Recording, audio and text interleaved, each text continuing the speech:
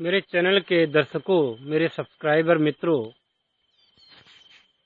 हमारी ओर से हैप्पी दिवाली। आप सभी लोगों को आपके परिवार सहित दीपावली की हार्दिक शुभकामनाएं। प्रिय मित्रों, आज मैं एक नई जड़ी बूटी दिखाने आया हूं। हमारे चैनल पर नई है, ये तो सनातन हैं और ये हजारों वर्षों से हैं, लाखों वर्षों से हैं, इसलिए इनको नई कहना ठीक नहीं है। लेकिन क्योंकि हमारे चैनल पर पहली बार इसका प्रकाशन होगा तो मैं आपको दिखाने आया हूँ। ये जड़ी बूटी यहाँ पर मैं अपने लिए ही लेने आया हूँ। मुझे भी थोड़ी वायरल की समस्या है इस समय, तो मैं खुद लेने आया हूँ। कुछ गले में खराश भी है। तो प्रिय मित्रों, ये जड़ी बूटी, इसको कहते हैं कंटकारी। आपने देखा होगा कि डाबर और बैद्यनाथ कंपनियां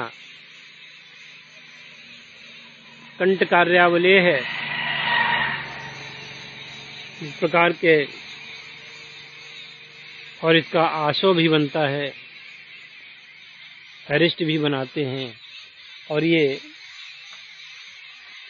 सर्दी, खांसी, जुकाम के लिए बहुत ही अच्छी मानी जाती है।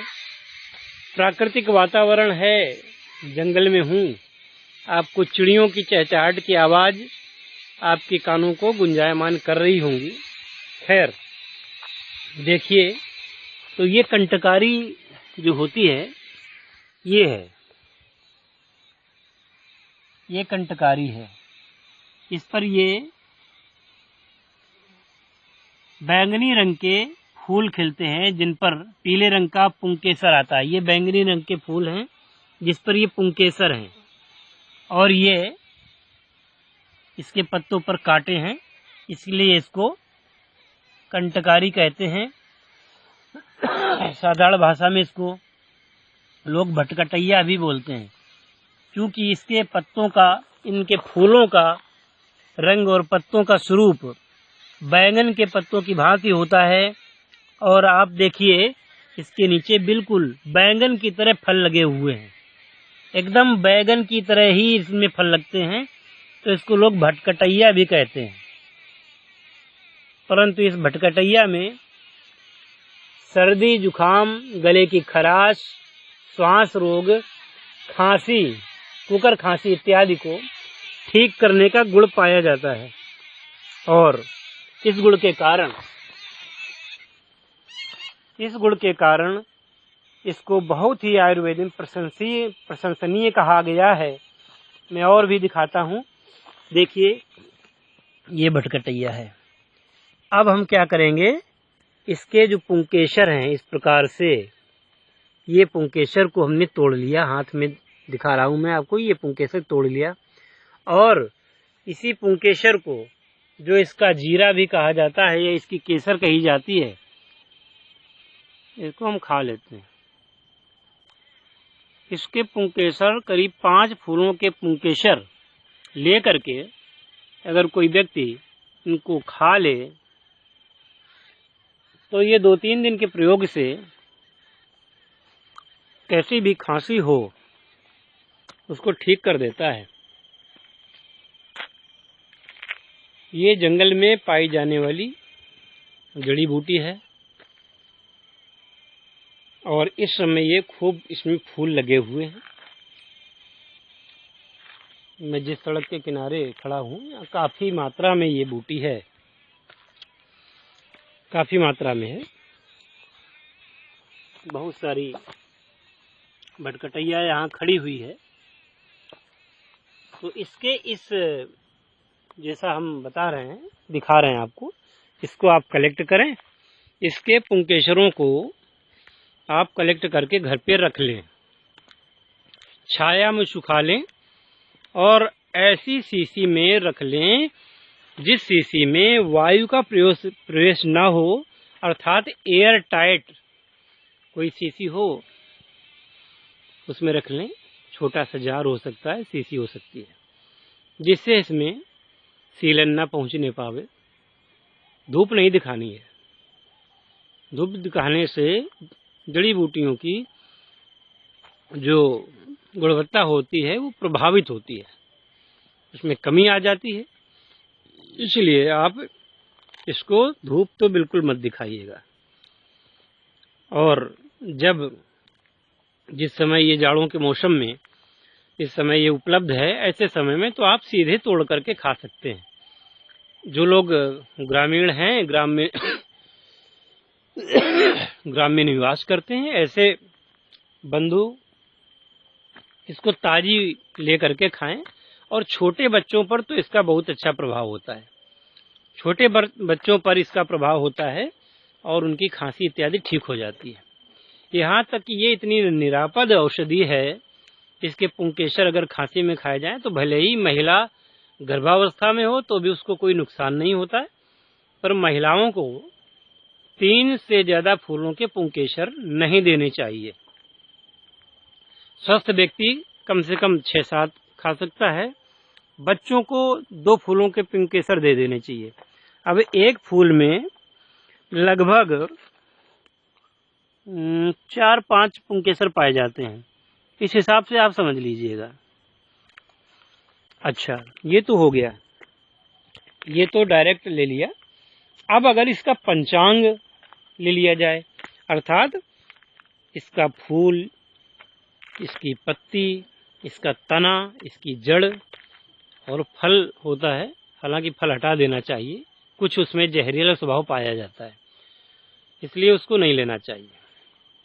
इन चीजों को ले करके इनको काट करके और छाया में सुखा लिया जाए और सुरक्षित रख लिया जाए किसी जार में। जब भी खांसी, सर्दी, जुकाम इस प्रकार का वायरल वगैरह हो तो इसको पानी में डाल करके और इसका काढ़ा बना लें। साथ में अगर गुड़ डाल लें तो गुणवत्ता में और भी वृद्धि हो जाएगी। और जैसा कि मैंने कल के वीडियो में बताया था, कल के वीडियो में नहीं बताया था, 2 दिन पहले बताया था, तो अगर बबूल के ताजे हरे कांटे मिले, उनका इनमें समावेश करके, उनको हरे कांटे छोटे बबूल में पाए जाते हैं, देसी बबूल हो, हरे कांटे हो, तो उन कांटों को भी इसमें अगर मिला लें तो जो कटीली खांसी होती, गले में दिक्कत होती, जिनको गले में ऐसा लगता है कि कुछ सा रहा है, कुंचन होता है और लगता है जैसे गले में सुइयां सी फंस रही हैं, ऐसी अवस्था में इसका प्रयोग किया जाए तो मुश्किल से अगर 1 सप्ताह सेवन कर लिया जाए इस काढ़े का तो बहुत ही उत्तम प्रभाव देगा और खांसी को ठीक कर देगा। प्रिय मित्रों, हमारा प्रयास रहता है कि अपने सब्सक्राइबर मित्रों को हम ऐसी चीज बतावें जो उनका खर्चा कम हो या ना हो और उसका वो प्रयोग कर सकें। अब जैसे बड़े शहरों में लोग रहते हैं, वहां भी कुछ पौधे उगाते हैं, जड़ी बूटियां उगाती हैं, तो उसका वो सेवन कर सकते हैं। धरती बहुत बड़ी है, कितने भी शहर बढ़ जाएंगे फिर भी कहीं न कहीं जड़ी बूटियां तो उगाती हैं। और प्रिय मित्रों, अगर आप इन जड़ी बूटियों को अपने गमले में लगा लें, सोने पर सुहागा हो जाएगा। अगर गमले में इनका लगा लें तो ताजी आप इन जड़ी बूटियों का प्रयोग कर सकते हैं। जैसे आप बाजार से धनिया खरीदते हैं तो अच्छा हो कि एक छोटी सी नांद हो या कोई बड़ा सा टब हो प्लास्टिक का, खराब हो गया हो, मिट्टी भर करके उसमें धनिया लगा लें तो आप डेली नित्य प्रति ताजी धनिया मिल जाएगी। तो जीवन को आजकल क्या हो गया कि लोग रेडीमेड चीजों के बड़े शौकीन हो गए हैं, हर चीज उनको रेडीमेड चाहिए। रेडीमेड चीज लेने में नुकसान होता है धन का, महंगी मिलती है और इसके साथ ही धन के नुकसान के साथ ये आवश्यक नहीं है कि वो बाजार की चीज शुद्ध हो, क्योंकि मार्केट में लोग केवल मुनाफा कमाने के लिए चीज़ों को देते हैं। जिस चीज़ को आपको चाहिए उसमें मिलावट होती है, और यदि शुद्ध भी होती है तो बड़ी महंगी देते हैं। तो आप अगर इनका लाभ उठाना चाहते हैं तो जैसे घर के बाहर आप छोटा सा बगीचा लगाते हैं, क्यारी लगाते हैं, तो अपनी क्यारी में भी जड़ी बूटियों को उगा सकते हैं, जिससे आपका घर परिवार सुखी रहेगा, अनावश्यक पैसे खर्च नहीं होंगे, और इन बूटियों का आप लाभ उठाएंगे, आपके पड़ोसी उठाएंगे, आपका परिवार उठाएगा।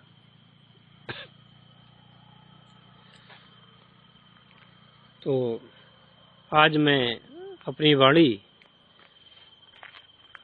को जड़ी बूटी से हटा करके अब कुछ आगे की बात बताता हूँ।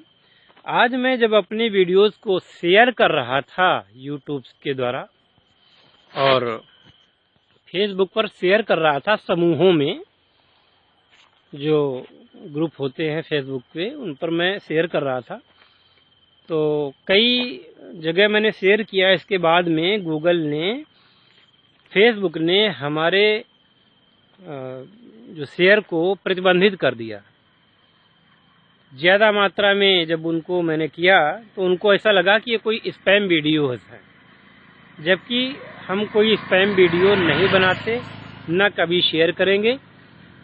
हमें तो ये है कि अपने देश की जो परंपरा है, धरोहर है, उसको अधिक से अधिक लोगों पे पहुंचाने का काम कर रहे हैं हम, तो हमें स्पैम देने की आवश्यकता नहीं है। और स्पैम करेंगे अगर तो हम आगे चलेंगे कैसे। लेकिन फेसबुक की अपनी नीतियां हैं, उनको ऐसा लगा होगा कि कुछ स्पैम है, तो उन्होंने हमको आज लॉक कर दिया है। कल सुबह 4:04 तक, 8 नवंबर 2014 को 4:14 पर, 14 पर ये लॉक खुलेगा, तब मैं शेयर कर पाऊंगा। तो प्रिय मित्रों, अगर मैं इतने ज़्यादा शेयर नहीं कर सकता तो कम से कम आप लोगों से अनुरोध है कि आप लोग हमारी वीडियोस को शेयर करें, ग्रुपों में भेजें। ऐसे ग्रुप में भेजें जहां पर 20,000 से ज़्यादा लोग हों, इसके ऊपर कितने भी हों, 2 लाख, 10 लाख, 8 लाख, जो भी हों, ऐसे ग्रुपों में हमारे वीडियोस को अगर भेजेंगे तो ये लोगों के ऊपर, गरीब जनता के ऊपर आपका एक बहुत बड़ा उपकार होगा, और उपकार के साथ साथ एक ये पुण्य का कार्य भी होगा। तथा इसके अलावा अगर आप रेगुलर अगर हमारे वीडियोज़ को शेयर करने का विचार बनाते हैं, तो हमने एक योजना शुरू की है कि आपको प्रति माह का रिचार्ज हम करवा दिया करें। इसके लिए कोई भी हमसे संपर्क कर सकता है, और जो लोग उद्योग धंधों के बारे में जानकारी लेना चाहते हैं वो कमेंट करें और बताएं। हम कम पूंजी में लगने वाले कुछ उद्योगों के बारे में आपको बताएंगे और सफल होने का भरोसा दिलाते हैं, क्योंकि कोई भी काम अच्छा और अच्छे तरीके से किया जाए तो व्यक्ति सफल हो ही जाता है। तो प्रिय मित्रों, अच्छा होगा कि आप लोग इस हमारे मिशन में सहयोग करें, और सहयोग के साथ साथ जनता का भी सहयोग करेंगे आप। हम सभी लोग ऐसे देश के निवासी हैं जहां ऐसी परंपरा रही है, उस परंपरा को हमें अंगीकार करना होगा और आगे बढ़ाना होगा। इसी के साथ मैं आज की अपनी वीडियो को विराम देता हूं।